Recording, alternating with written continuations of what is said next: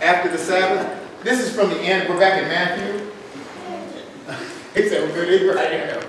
After the Sabbath, as the first day of the week was dawning, Mary Magdalene and the other Mary went to the tomb. Remember, when Jesus was killed, they buried him in the tomb. Somebody loaned him the tomb. Joseph, a guy named Joseph from Arimathea, actually is that. And Joseph was very wealthy, and so he had his own tomb, so he let Jesus have it. And so they buried him there. And it's thought generally that they would have buried in the tomb, which would be basically carved out of a side of the hill or something like that. And then they would roll a stone in front of it to kind of block it, mainly wild animals from getting in, desecrating. So anyway, so he's in the tomb.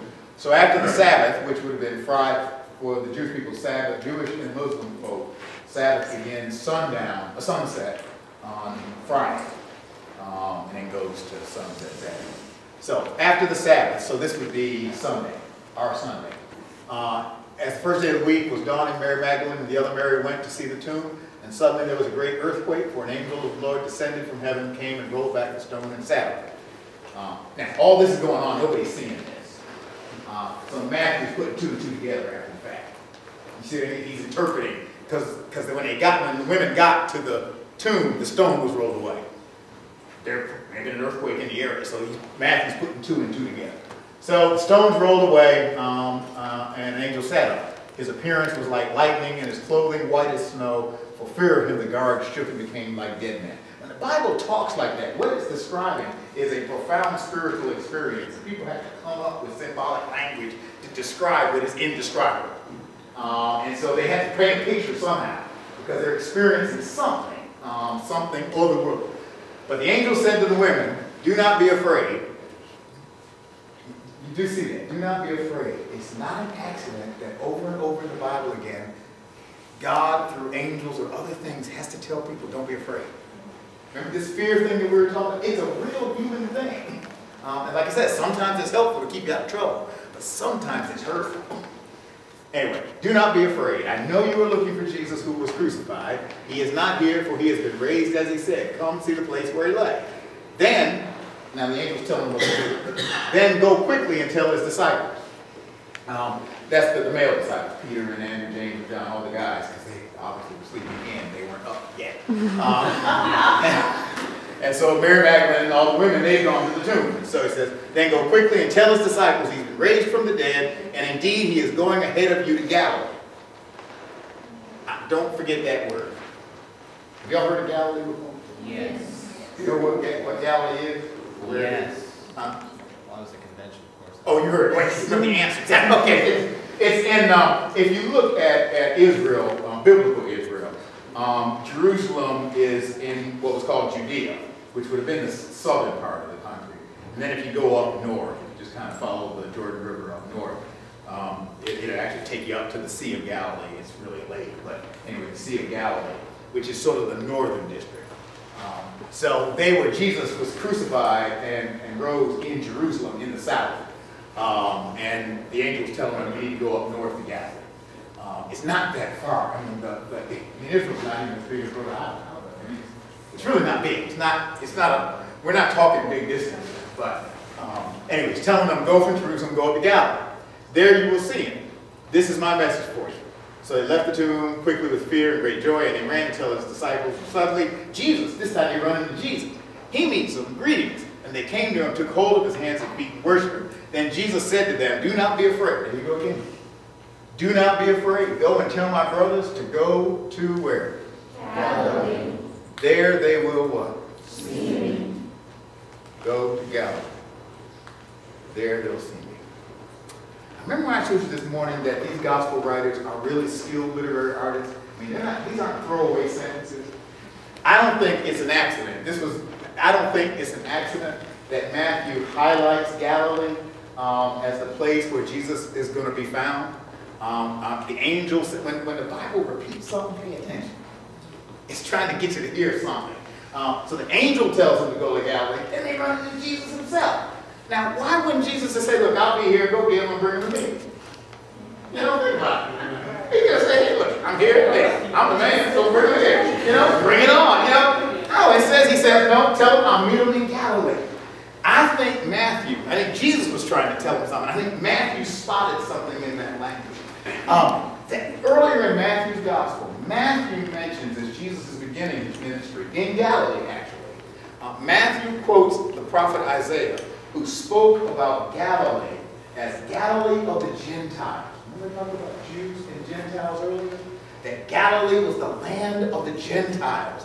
And then Matthew quotes Isaiah, who says, now the people who have walked in darkness have seen a great light. On them has light shined. I don't think that Galilee is just a throwaway geographical reference. I think Jesus was trying to say something. Matthew was trying to say something. He says, send them, tell my followers to go to Galilee, because that's where they'll see me. Now, what is it about Galilee that we need to know? 3 quick things. First of all, Galilee up in the north, unlike Judea in the south. Judea in the south was something like the schools in everybody in Judea was Jewish. The only people who weren't Jewish were the Roman soldiers and the governors, but they were the enemy. But in Galilee, you had Jews and Gentiles living in the same towns and cities. Now, I'm not saying they got along all the time, but they did live there, which meant you were in a diverse area. In fact, it was not only ethnically diverse, but it was religiously diverse. Archaeologists, when they dig up, when they do excavations, when they dug them in Galilee, they found a synagogue here and a pagan Roman temple here, which tells you there were a variety, there were different religions actually coexisting. So they had a coexistence, sure.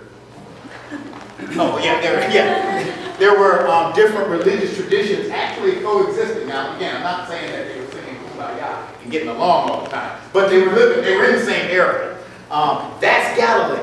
Galilee was ethnically diverse. In fact, you found Asian, African, Middle Eastern folk all living in Galilee.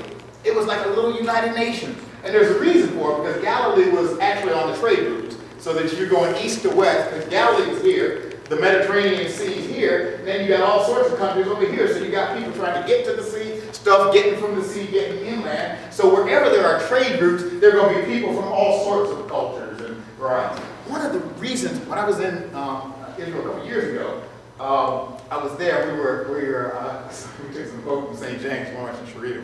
You all probably were there when we went.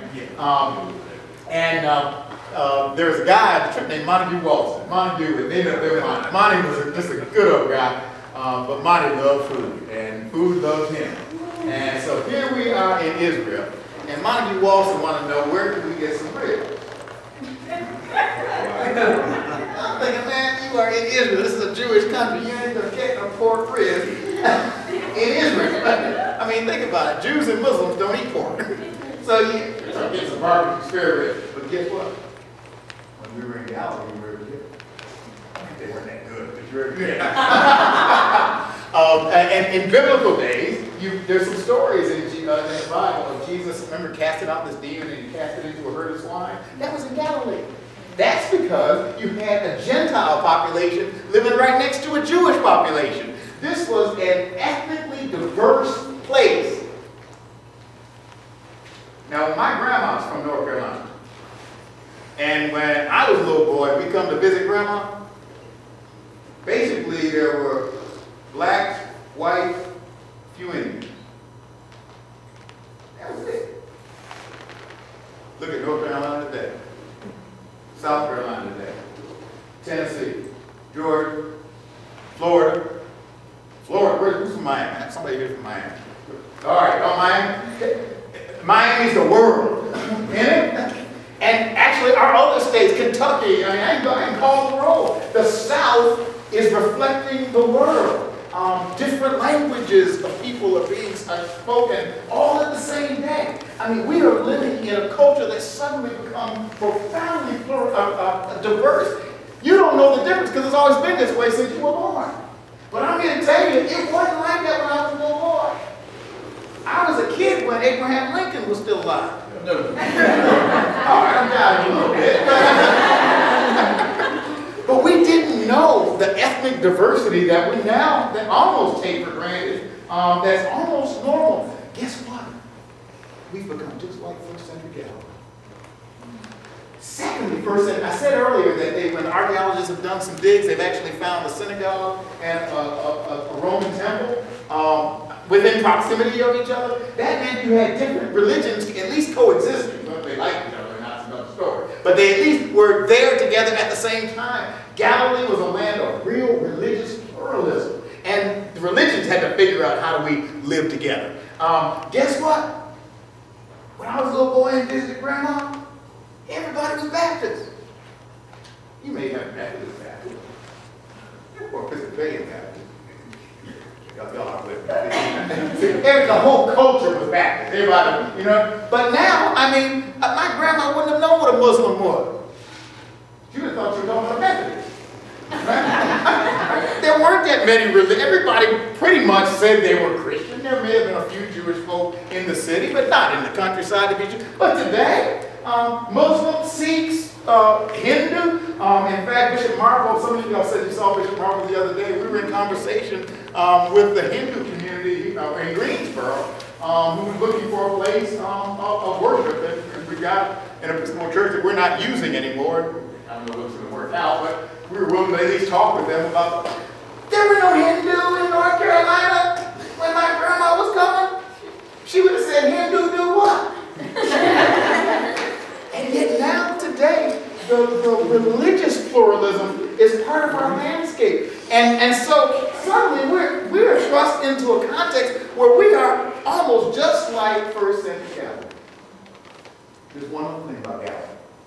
Am I okay on time? First century Galilee was, how should we say it? People in Jerusalem kind of looked down on folk from Galilee because they thought it was kind of country in Galilee. And it was really always a bit unpredictable. There were all these revolts against the Romans. I mean, people would try to throw the Romans out. And usually these revolts started up in Galilee. There's one guy named Judas the Galilean. He was a notorious man. He used to kill Roman soldiers and that kind of stuff. Galilee was all a place of turmoil, of trouble. There was always something going on in Galilee. Guess what? We live in Galilee.